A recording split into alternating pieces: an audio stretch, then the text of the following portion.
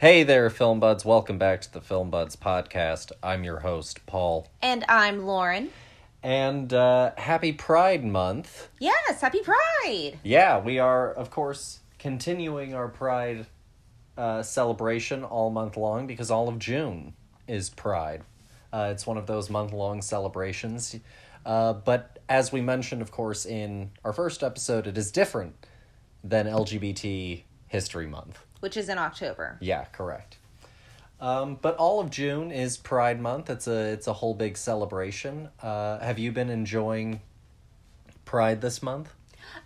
Yes. I mean, I've been enjoying us watching these movies and getting to talk about them. Other than that, it's been a very hot June. So maybe less excited about the weather, but definitely more excited about the content and the history. Well, with that being said, if you're taking part in any parades or outdoor events for Pride this year, definitely be mindful of that heat. Oh yeah, stay hydrated, wear sunscreen. Everybody should wear sunscreen all of the time. It's good for you. And stay hydrated. Definitely also drink water, H2O, the agua for your belly. I think saying sunscreen is good for you is a logical thing. I don't think that you have to be too See, you'd say that, but then people still don't wear sunscreen. Well, yeah, but that doesn't change any of the truth of your statement. Oh, well. So, the first few episodes of Pride Month that we did were a little bit more serious, I would say. Our first episode was all about the first film featuring a gay character, an openly gay character. But it was a little bit more on the serious side. The movie was called Different from the Others, and it's all about sort of the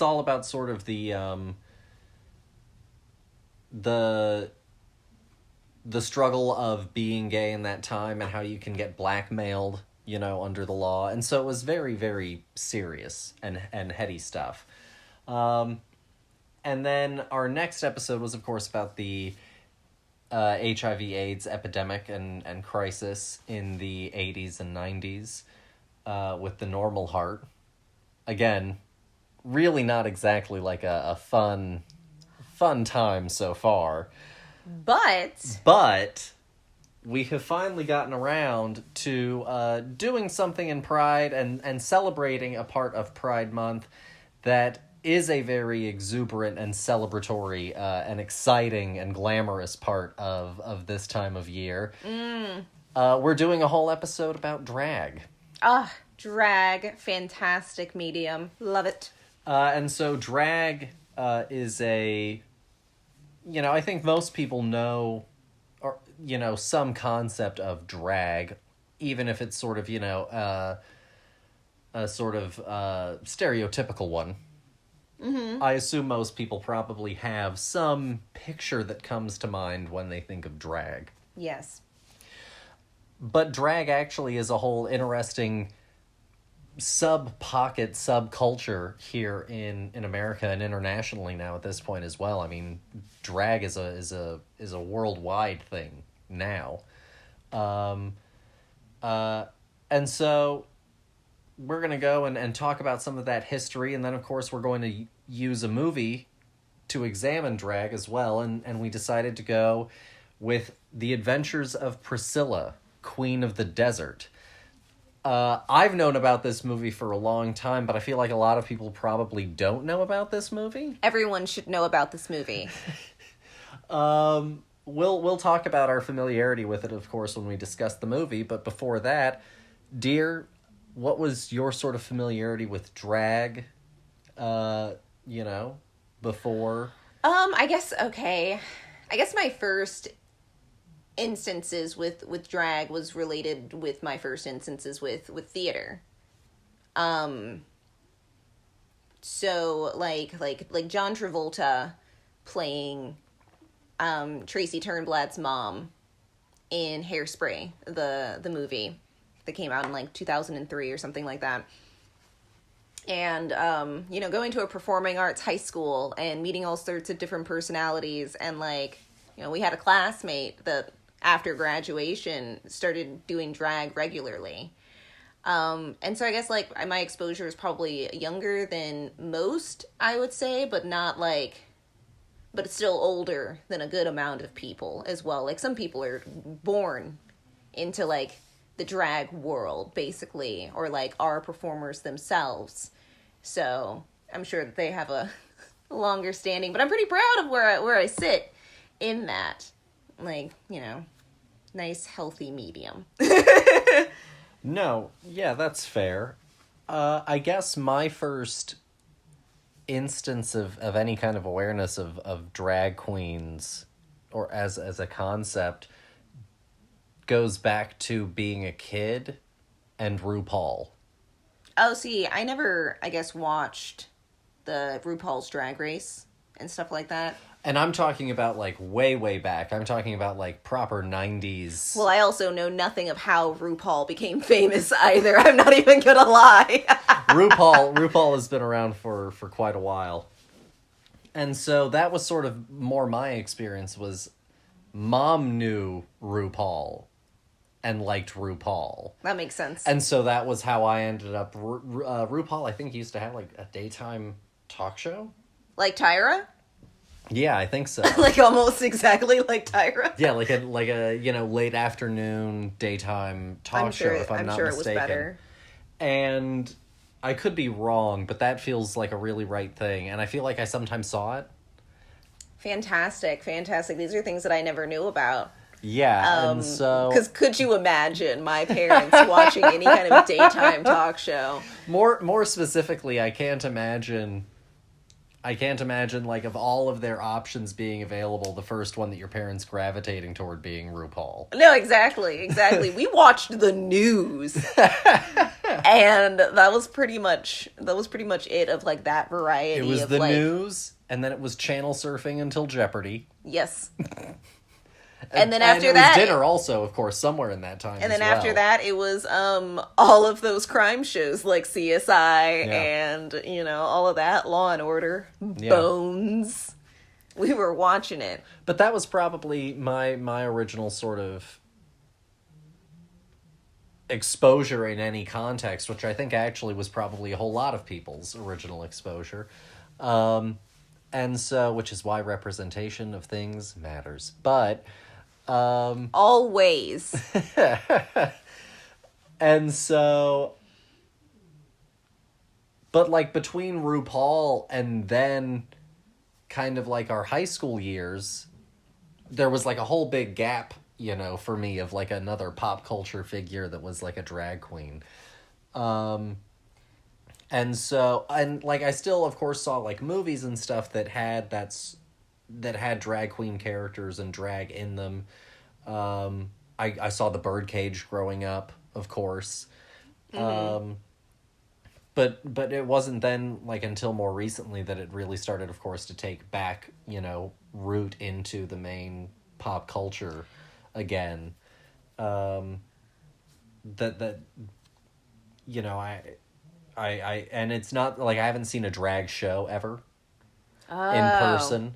I've been to events that have featured people in drag, but I've never actually been to just an out-and-out drag show. Well, I guess the closest thing that I've been to a drag show is my college put on a drag, like, I guess, show, for lack of a better words. It was like a competition. It was like a beauty contest, but for people in drag. Oh, that's a show for sure. Yeah.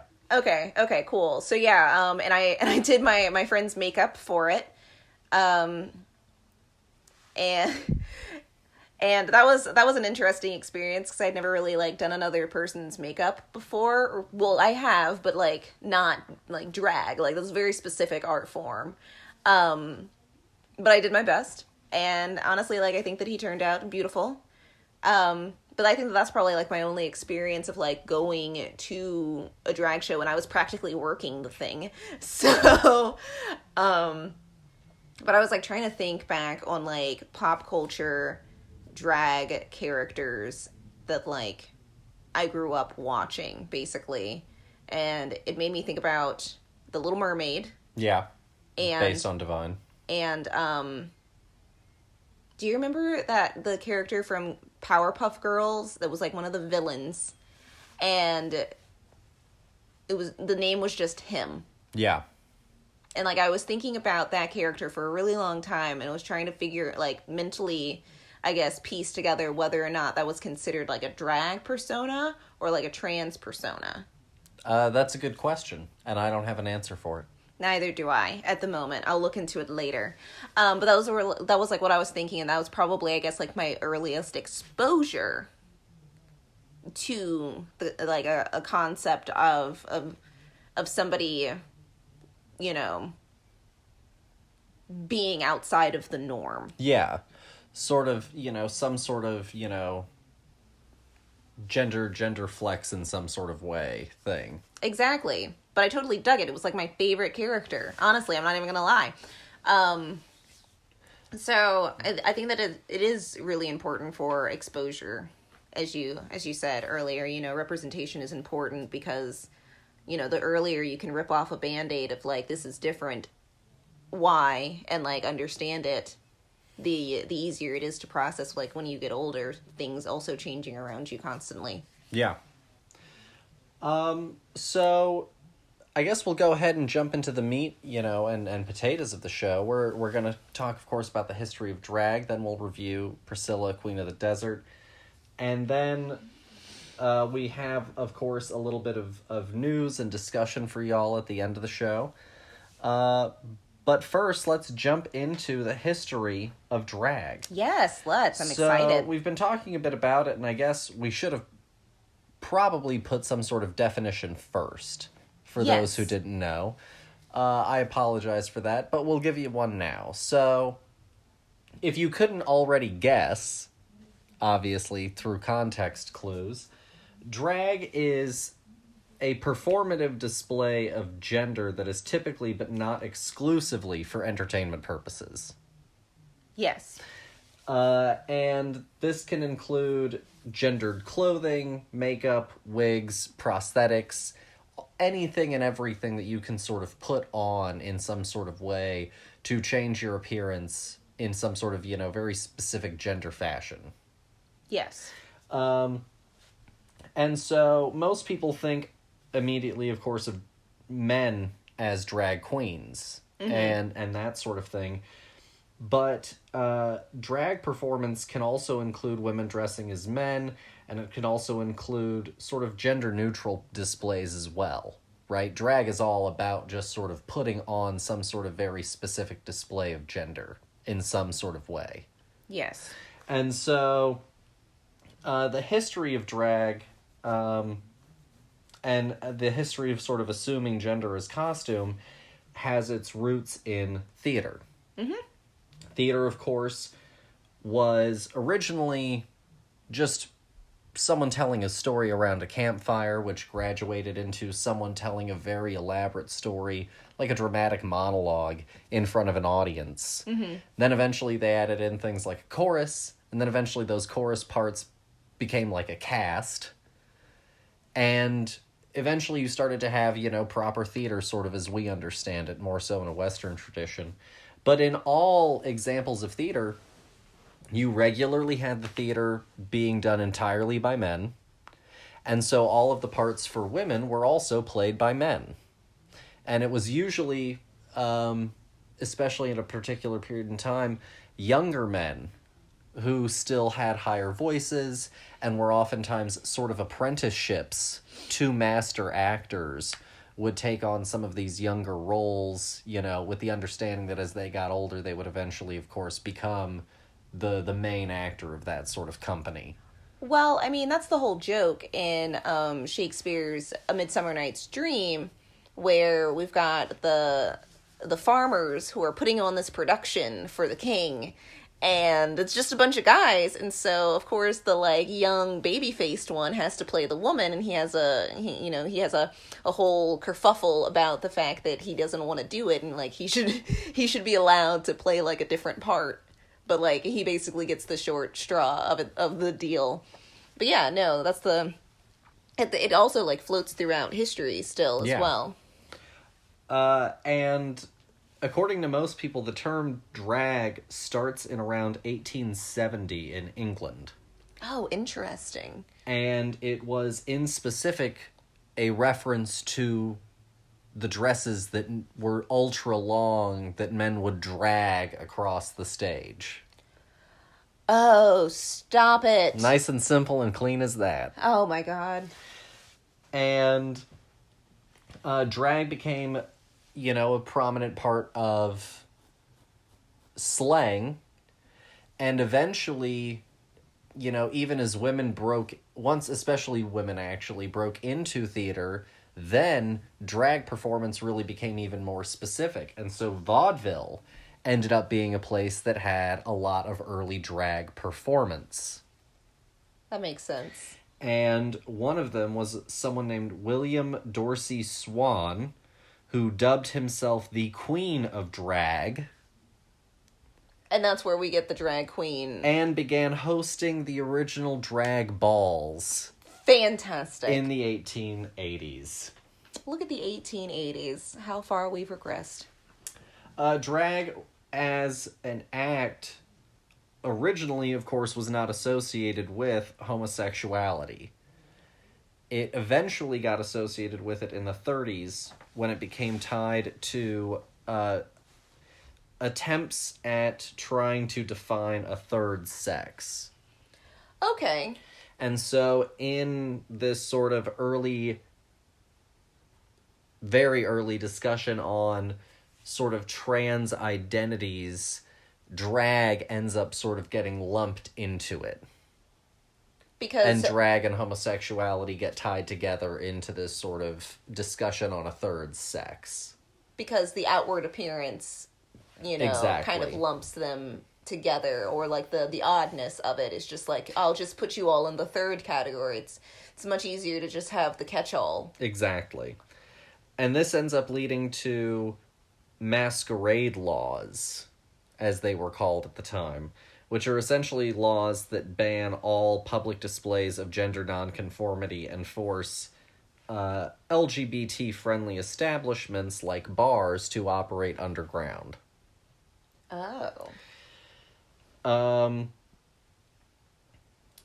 And so then this actually brings us back around to some of our discussion in last week's episode. No, our first episode on the history of Pride Month, when we discussed the Stonewall Inn riots. Yes. So, these morality laws, like the masquerade laws that end up getting enacted, are essentially everything that creates the base foundation that leads us right to the Stonewall riots. Fun. So part of the history of the oppressive laws that led to that condition are also tied to the history of drag, very directly. Copy. Okay. Which I think is a really, really interesting little tie-in and feature of the sort of history of drag that I thought was really fascinating. Well, I mean, I think that everything has to link back to, like, the origins of the problem and to begin with. You know what I mean? Of course. Yeah.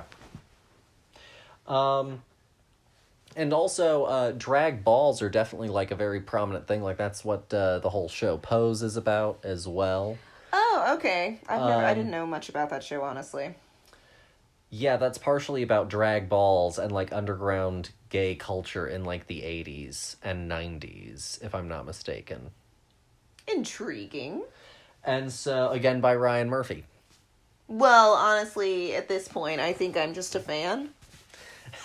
So, I'll watch it. So, then after the Stonewall Inn and riots, of course, drag queens and drag players in general, people doing cross-dressing and trans figures, really again start to take a lot of the forefront on LGBTQIA activism and awareness in pop culture at large. Really starts to grow from that movement. And then, of course, it really booms, like I said, of course, with people like RuPaul really taking on this massive international stardom. So RuPaul got famous in the 80s. 80s, 90s, yeah. I mean, that makes sense. Knowing what the 80s is, that makes sense. And so, like, RuPaul even had, like, a single. No! Yeah. I'm intrigued. I wanna look it up now. I'm really glad that I could bring this information around to you. I mean, honestly, you could have said anything about RuPaul and I'd have been like, oh, really? Because I don't know anything about RuPaul's career other than the drag race. Well, this is where RuPaul sort of got all of the clout and ability to go and make that show and be seen as, like, a definitive voice. Kind of like Tyra in Top Model. This is where RuPaul got the clout to be, you know, that figure. No, I totally get that. Mm-hmm. And it's like, oh gosh, the other one from the Top Model show, the Janice or whatever, Mm-hmm. The one that had a lot of plastic surgery. Yeah. Yeah, it's these careers that they've had, but I didn't realize, I guess it was so on the air, Mm-hmm. so to speak. You know, it could have been anywhere. You could have been modeling other than, like, being in photos is, like, pretty much an exclusive experience. No, that's fair. RuPaul is a phenomenal dresser, both in dresses and in suits. Oh, yeah, that's correct. And so I guess with sort of that little history of drag established, we should go and discuss the adventures of Priscilla, Queen of the Desert. Queen of the Desert, indeed. To begin, it is directed and written by Stefan Elliott. Stefan was born August 27th, 1964 in Sydney, Australia. He worked in the Australian film industry in various roles and worked his way up to feature films. And one of his big ones, if not, you know, perhaps his biggest, is The Adventures of Priscilla, Queen of the Desert, from 1994. Elliot came out as gay in 2012, but he had a civil partnership since 2008. Awesome. So that's a little bit of backstory. The film is rated R. It's an hour 44 minutes long. It stars Hugo Weaving, Guy Pearce, and Terrence Stamp, and Bill Hunter. Oh my gosh, I didn't know that was Guy Pearce. Yeah. I'm not even gonna lie. And the premise is two drag performers and a trans woman travel across the desert to perform their unique style of cabaret. Cabaret? Mm-hmm. I'm amazed. So that's the plot and a little bit of the background, and as always, the people have heard enough of me yammering, so dear, why don't you take it away? Were you familiar, I guess, first of all, also with, before you get into your opinion, were you familiar at all with this movie before we started talking about it? Absolutely not. I had I had never heard of this movie before. I had heard, I guess, of the name has, like, it rings a bell somewhere down the line, and I think that it's because of the musical that it became. It became a musical. But it was again another thing that, like, I heard the name, but I didn't have any idea what the show could possibly be about. You had nothing to plug it to. Exactly. So this was an entirely fantastic ride. I really first off, journey movies in the sense of people going on a trip. Yeah, you are largely doing the movie in the context of this adventure. The liminal space, as people like to say online sometimes. Yes. The space in between spaces. You're going from A to B. But the movie is the line between them. Yeah. And that concept can be pretty hit or miss. You know, if you really got it, you've got it.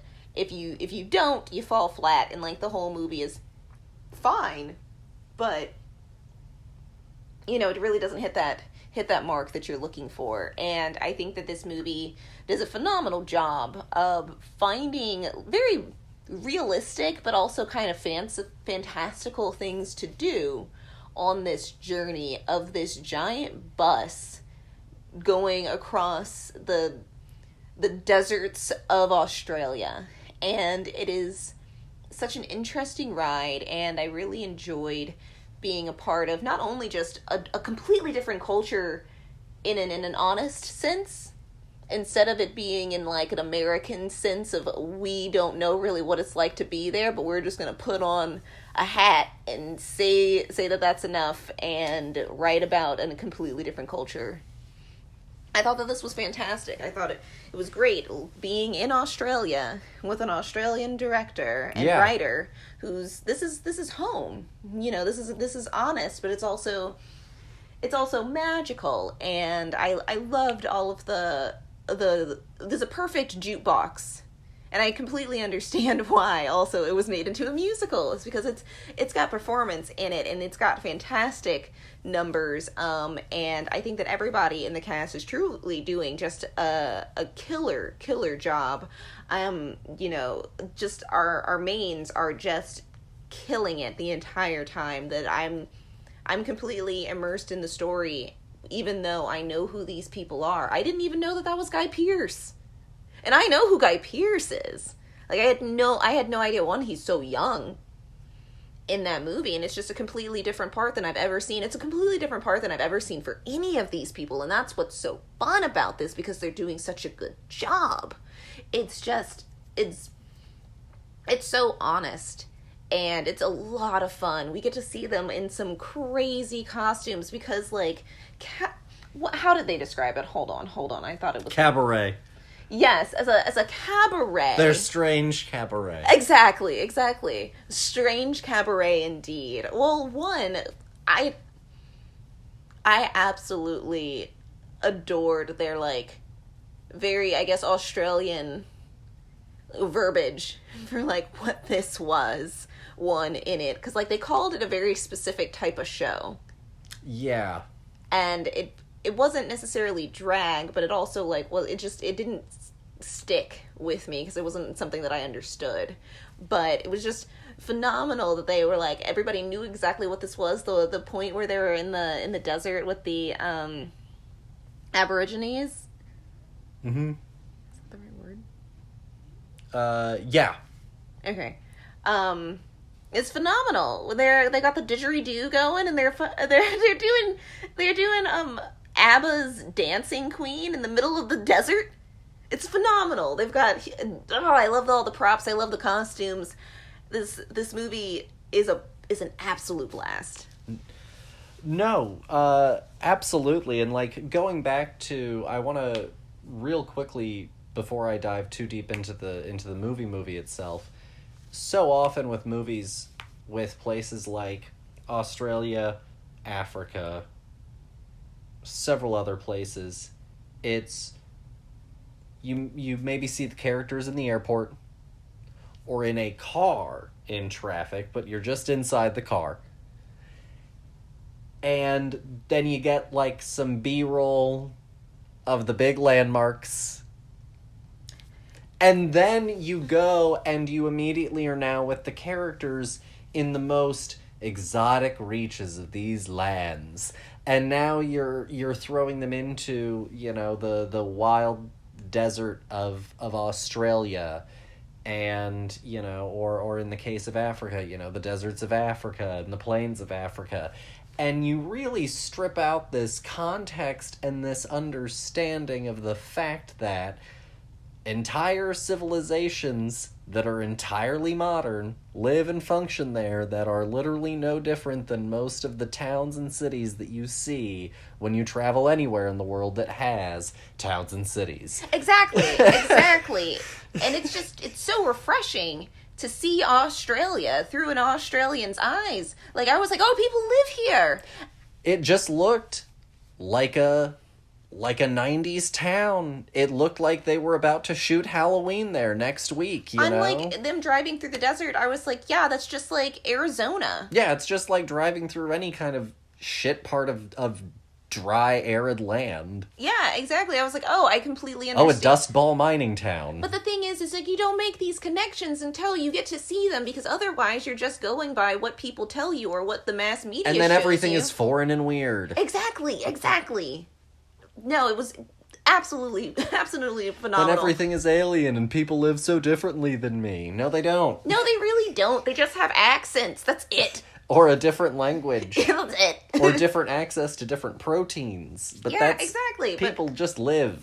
Yes. And no, it was just like, it really like reached out and was like, this is Australia for me, without it being like me watching Animal Planet and just seeing like animals run around. Yeah, you or know? some other sort of, very documentarian, sort of forward storytelling, where it's very interesting and it shows me the real Australia, but, it's not some sort of native person's portrayal and stamp of how they are perceiving the place that is their home. Yeah, no, honestly, yeah, fantastic. Them going through the desert with like the big like costumes on and the wind catching them, and they would be like 20 feet down the road, and it was just it was such a good visual, and I was like, yes, of course, the huge shoe prop that they put up there while driving. Incredibly cinematic stuff. That was there truly for the purpose of being cinematic. Yes. If most people would, if you were to really, go, is it necessary, would probably say no. But it's such this glorious, celebratory, big, great moment that also is so specifically only able to be done so spectacularly in such a cinematic fashion. Exactly. It really is highlighting its existence as a film as well. It can live in these fantastical moments, but also the fact that because this movie came out in 1994, that is a real thing that's happening right there. And no one digitized that flowing cape behind that thing. Glorious. Every always single eye-catching. Time. And always. I think that the balance in this movie is perfect. I think that there's a perfect amount of like serious topics that we talk about, but mixed in with a bunch of just whimsy and fun, and just it is sprinkled across is like all of their performance, because it's literally in their blood. And that's, I think, as a performer, I love this movie. I think that it has like a perfect flow. Well, and I think I also wanted to go back and touch on the point that you were making about a road trip movie. Yes. At the core of the road trip movie, everyone has to be, like in any good storytelling, engaging with the theme in some kind of way. Mm-hmm. And you look at something like the Goofy movie, and that road trip is about growing up. Mm-hmm. Both for Max and for Goofy. Yes. And so they're both dealing with that conundrum and the growing pains and the friction of growing older, growing up at both levels of life. And it's about being a father and being a son. And that's also why you then see Pete and PJ. And so all of that's working together, and that's also why it's such a successful road trip movie. Mm-hmm. Is because the way that they also get to the end of it, and the way that their journey ties out, also ties out the journey emotionally. The reason why a road trip movie like Magic Mike XXL is such like a weird, meandering road trip movie is because everyone is kind of doing their own thing. And it's one last ride.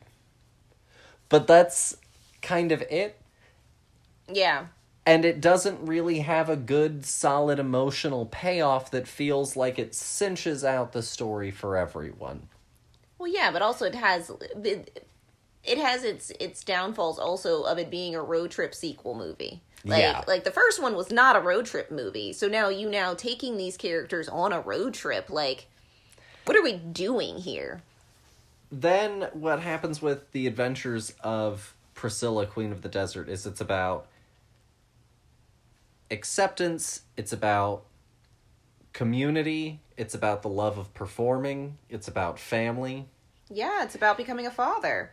And all of these things are being touched on by all of our characters. Bernadette is lonely and looking for a partner and looking for life again because Bernadette has recently lost her partner. Tick is, about to be a father, to your point. And so he's dealing with a new person coming into his life. And family. And will my child, look at me with disdain when they find out what I do? And also, who conversely, he was very nervous about telling his friends about the fact that he once lived as a straight man and had a child with a woman. Because he also didn't want them to necessarily see him differently for that either. Yeah, it's a whole thing about, identity and self-acceptance, to live your true self. And on a certain level, Guy Pearce's character Adam Felicia is also sort of the surrogate child of the group, with Bernadette and Tick acting a little bit as mom and dad. With Adam often being a pot stirrer, being the wild child. Being a bit of a brat. Yeah, being the one that gets into trouble.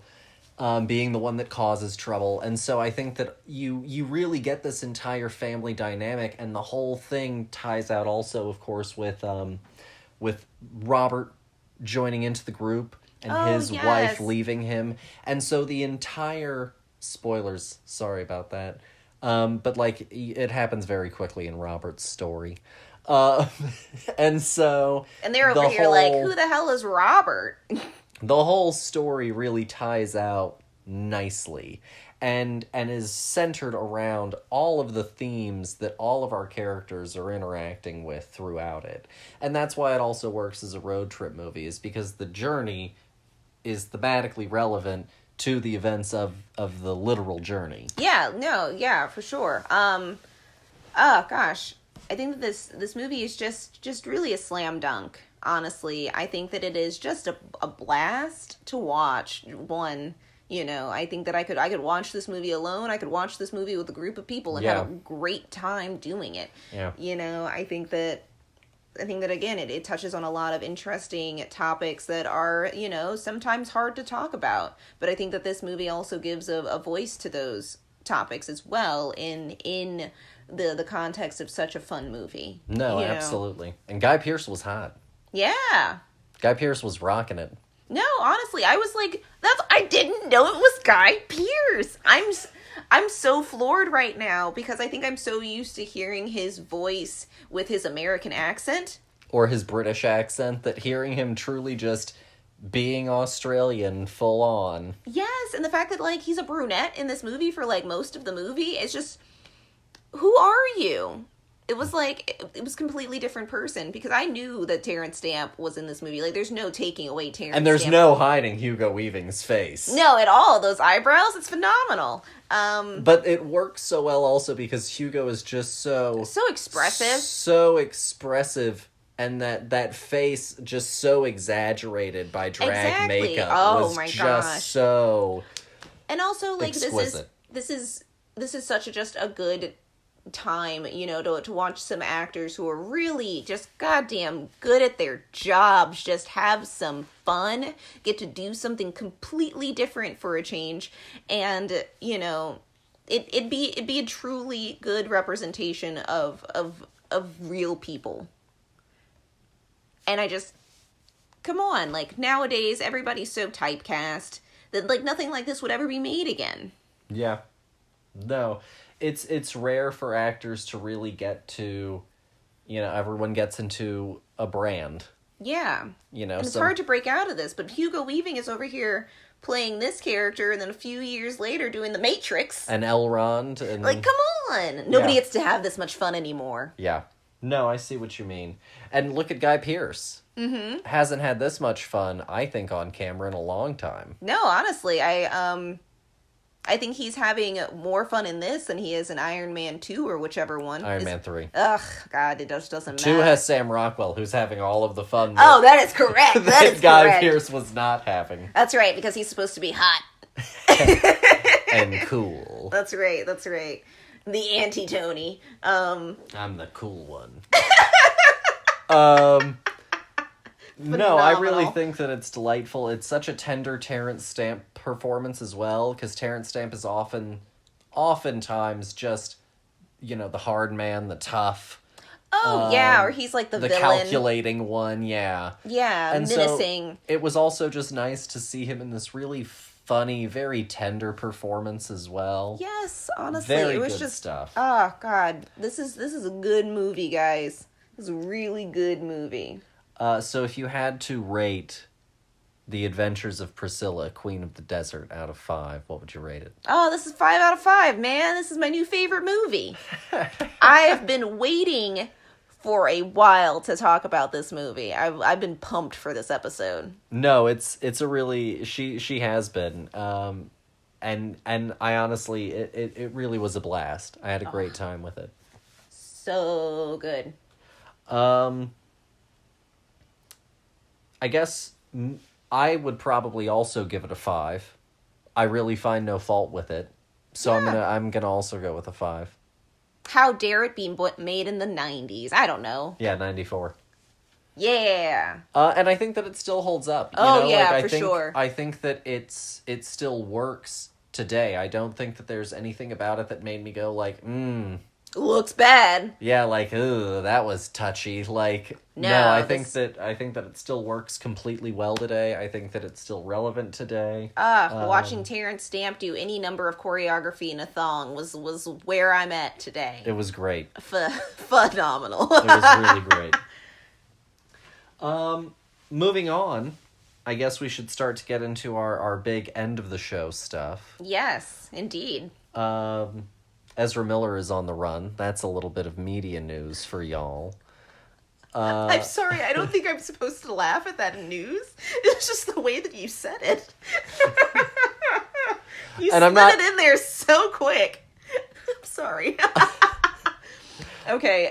On the run might not be the right word. They are currently trying to serve Ezra Miller, and they cannot find them. What? Yeah. Amazing. I love the continued woes of Ezra Miller. I really think that this is just... Are they still in Hawaii? I don't know where they are. No one knows where they are. They don't know where they are. They had been posting about it on social media with memes. I'm crying. And they had posted one of, like, the Flash being like, I'm in another universe. And so I think that they're just in a K-hole somewhere. Like, I think that they're just high as hell. I don't know, man. I mean, that's what I'm thinking as well. I can't believe it. Wow. What a whole shit show. So that's our first little bit of media news that I wanted to throw out for y'all. I can't believe on the run. That's the quote of the whole episode now. As another little bit of news, and this is one, it's a little bit older news by the time that we're talking about it, but I wanted to talk about it because I haven't told Lauren all of the news about this story yet. And so they've recently announced the Joker 2 is officially being worked on. Todd Phillips is working on a script again. Joaquin is going to come back. It's going to be a musical.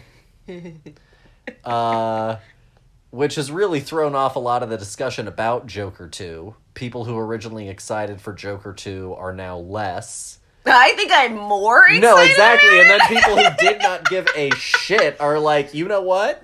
I'm on board. I didn't see the first one, and I think that I could skip it to just watch the musical. Yeah, I think it's a pretty chaotic dice roll for the film. Literally, like, eyebrows went up. I was like, all right, interested. And on top of that, they decided to add the Harley Quinn character to Joker 2. And they are currently in talks with someone already to onboard the project to play Harley in Joker 2, the musical. Oh my god, I'm ready. Lady Gaga. It's gonna be terrible. I pray if there is a god, she will just do her voice from Gucci. The entire time. She'll just do whatever accent that was, but also sing and dance in it. Thank you, God. I think that's the only thing that's I think that I would be sold after that. I want to watch this thing crash, burn, and topple over a mountain. I'm ready. I love it. Then, lastly, I wanted to talk about 2 trailers that came out recently. The first, both of them are Netflix. The first is a recent adaptation, it's coming out soon, of the Jane Austen novel Persuasion, starring Dakota Johnson. Dear, what did you think of the Persuasion trailer? It reminds me of what I think that Marie Antoinette movie is supposed to be like. You know what I mean? Like, it's a joke. It's making fun of the thing. Right? Woo! Like, I mean, I don't know anything about the book, but just watching that made me go, I don't think I want to read that book. Like, I don't think I want to watch that movie. No. Like at all. It felt almost like a Nicholas Sparks story. Yeah, exactly. Like, I'm really... And I know that that's not what it is. No, it felt like it was, like, winking at me too many times. And I was like, please stop it. And it was always from Dakota. Yeah. She feels too aware. Oh, yeah, no. She's telling me that she got paid to do this. And you don't have to tell me, Dakota. I have eyes. Like, it looks really bad. And also, I guess I'm gonna talk on this for just a second. From what I can tell from the casting, I like the fact that they're over here, and like being the joke of this, that they're over here being like, the main cast is definitely these 2 white people, which is always a fact. Definitely always, main people are white. That's fine. It's a theme in Hollywood. But then they had the nerve to be like, oh, but maybe we're going to have this flirtationship with this Asian guy. And I was like, if you guys, they're really throwing in random diversity for me, where I don't see why then, knowing that there is some diversity in the cast, why these people were chosen as our leads. No, I get that. Like, there is someone better.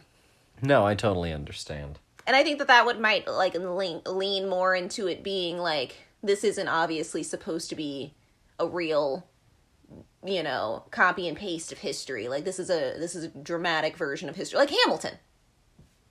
Like, obviously, Thomas Jefferson doesn't have an afro. But that's not the point. No, yeah.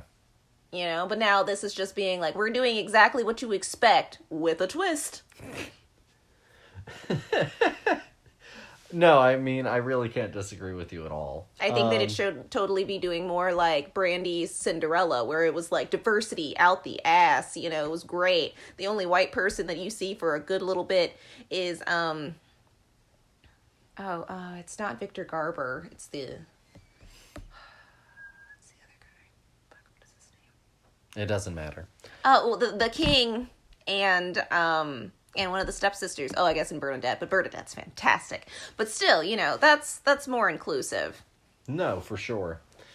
The other trailer that just came out just like a few hours ago from us recording this was Blonde. What did you think of the Blonde? Blonde is the new film based on the Joyce Carol Oates novel. And it's about Marilyn Monroe. Dear, what did you think of the Blonde trailer? Okay. What did I think about the Blonde trailer? It's a teaser trailer, so you really only get about like a minute of footage. Yeah, And of actual footage is generous because you have title cards in that bitch as well, so it's yeah, really probably 45 seconds. It's really vague. It's really vague looking so far. I think that, like, I'm interested in it, but kind of only for the casting choice. I want to see how much work she put into masking her very prominent accent. I want to hear it. I'm curious. I liked the Blonde trailer a lot more than the Persuasion trailer, even though it was so vague, if only because... Well, yeah, I mean, if we're comparing it to that one, then yes, of course. Slam dunk the funk. I am, of course, very interested. I love the black and white.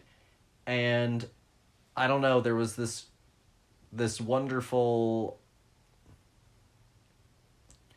strange, sort of creepy... It was Victor Garber. It was Victor Garber. I second-guessed myself. I had to look it up, guys. Just FYI. This wonderful, strange, sort of creepy air to that transition to that huge, big smile at the end. And, like, she looks so great at the part.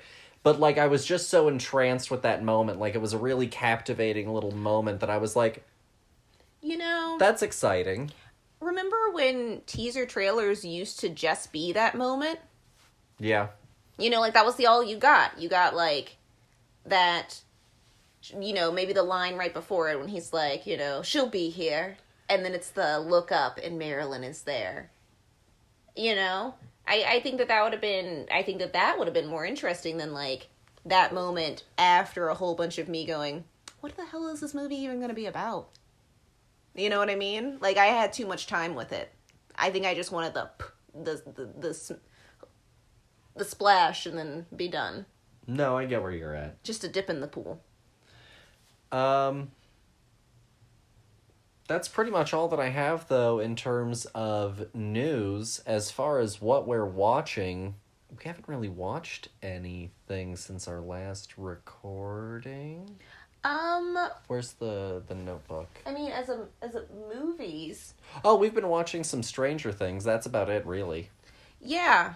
Yeah. Stranger Things 4. We're about, halfway through the season currently? Yeah, a little bit over. I'm really enjoying 4 a lot so far. Yeah, 4 has been a blast. I'm really curious of where this is going to go, honestly. COVID did them good. But the big thing that we've been doing lately is I decided to break down and I bought a PlayStation VR. And dear, what have you thought so far of our VR experience? I think that it's I think that the controls are a little hit or miss, but I think that it's weighed more in how ridiculous the whole experience truly is in, like, a nutshell. And I think that's where, like, a lot of the fun comes from. And also, like, it's a really cool concept. It's definitely not something that you're supposed to, like, do for hours. I think that you would literally burn your retinas out of your skull. No, your eyes would start to hurt. Like, because it's so close to your face. And I remember, like, the first night we did it, I played for, like, an hour.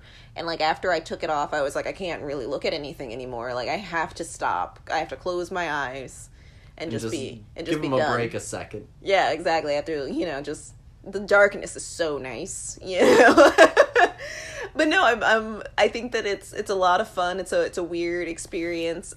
We've been playing the Rick and Morty virtual Rickality game, which has its mechanic flaws. To say the least. Picking up things is a 2-hour endeavor. Of you fighting with the camera to be in range to pick up the thing, but the thing is in the back of a shelf and you need it. And we've been also playing the Walking Dead game. Not the one based off of the graphic novel, but the one you are Rick Grimes. Yeah. Like, you are Rick Grimes as he is. The TV show, yeah. Yeah, like, you hang out with Daryl. And I guess my only flaw with that is literally how close you have to get to zombies to, like, physically interact with them. Like, personal space is warped. I think a little bit. Like, I can reach you and you're 2 feet away from me. Like, I feel like in the goggles, I'm like, I could smell their armpits. I was so close, you know. No, I totally get where you're at. I've really enjoyed the experience. I agree that there are definitely some flaws in some of the partially some of our setup right now, but also in some of the ways that the mechanics do function in some of the grabbing of things and that.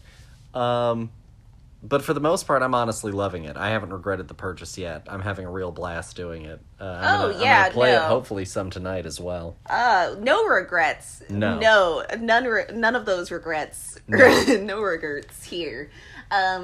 It is a lot of fun, and it's been a new toy, and we have so many other games that we haven't even tried playing yet. Because we're too busy trying to get past one level in Rick and Morty. At a time. But no, that's pretty much all that we have as part of the main show. I now want to do this last little part. So to help raise awareness for next week's episode, which is our final Pride episode, I decided that we would do a little fun giveaway sort of event. So, I'm not sure.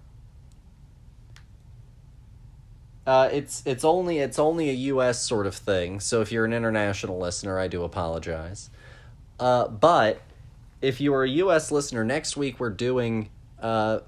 Obviously next week you can listen to the episode, but the giveaway is for US listeners only.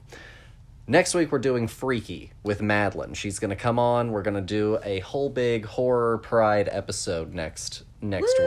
This is a surprise. I didn't know that Mad was going to be on the next week's episode. Yeah. Yay! And to hype that up, I decided that we should do a giveaway of some digital codes for some horror content. So, I've got 3 digital codes. One is for Malignant. One is for The Evil Dead and Evil Dead 2. And one is for Ash vs. Evil Dead, the complete series. So, if you want a chance at winning one of these 3 codes, what you have to go and do is you have to share an episode of the Film Buds that is your favorite, tag us in it, and if you make it an horror episode, all the better. And next week, we're going to announce the winners. We're going to pick at random. And so go out there, share your favorite episodes of the Film Buds, tag us in it, and you'll get entered into, and follow us, of course, and you'll get entered into a chance to potentially win one of these 3 codes. We've got one that has a movie, one that has 2 movies, and one that has a whole TV show here on the line. So, it's definitely pretty solid stuff. And if you like Malignant, and I know that there are plenty of fans of the show, of the movie, that listen to the show out there, now's a chance to go and get it without having to pay a dime. There you go. It can't get any better than that. Go out there, share, and come back next week and find out if you're one of the lucky winners. Ooh. Maybe we'll each announce one. We've got 3 codes, and so we could divvy it up.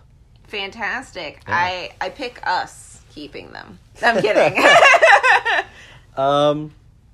But that's pretty much all that I have for you guys. Dear, do you have anything else that you would like to say to the listeners? Go out there and watch something new. I had a blast watching something new with Priscilla, Queen of the Desert. It was an adventure for sure.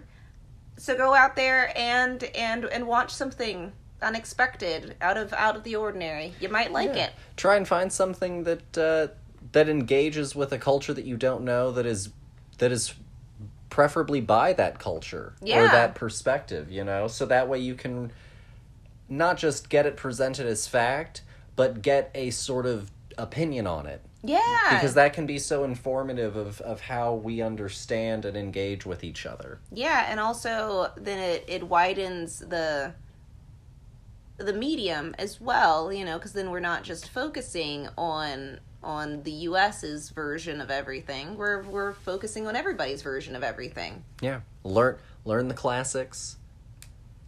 Learn things around the world. Expand the canvas. Exactly. We can unite. We just have to work at it. Let's work together. Perfect. Thank you. Thanks as always, you guys, for listening. Again, please come back next week. We always love having you guys. We love talking with y'all. Go out, do something fun for Pride, and we'll see y'all next week. Bye.